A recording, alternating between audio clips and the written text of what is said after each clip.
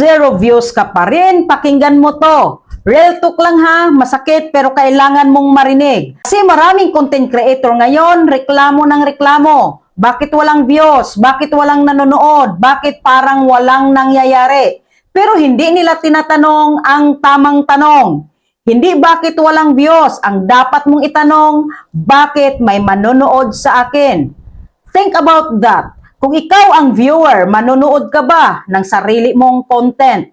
Is it valuable?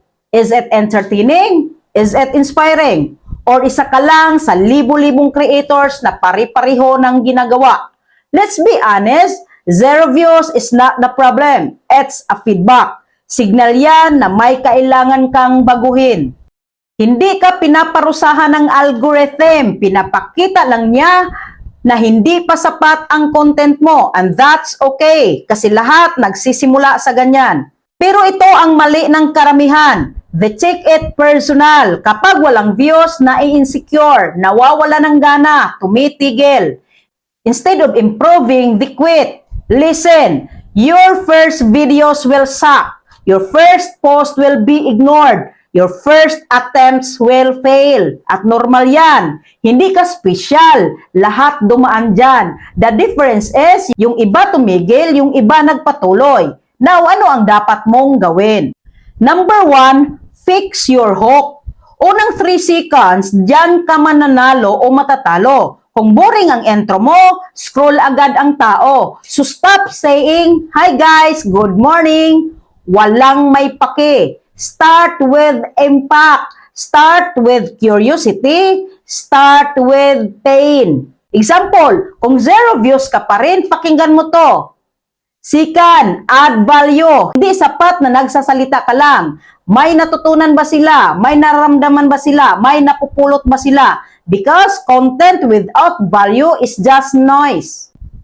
Third, be consistent. Hindi ka lalago sa 5 videos. Hindi ka yayaman sa 10 uploads. This is a long game. Kailangan mong magpakita kahit walang nanonood. Kasi doon ka hinuhubog. Number 4, stop comparing. Hindi mo journey ang journey nila. Yung iba 1 year na. Yung iba 3 years na. Ikaw, kakastart mo pa lang. So bakit ka nagmamadali?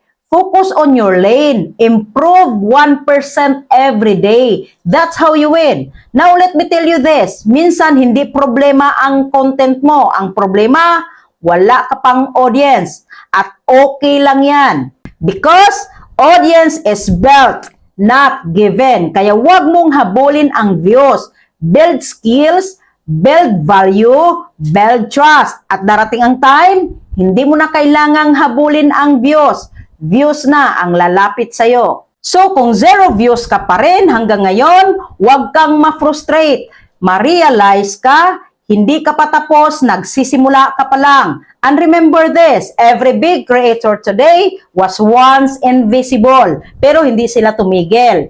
Ikaw, titigil ka ba o lalaban pa? Paki-comment mo, and like, follow, and share. And see you in the comment section.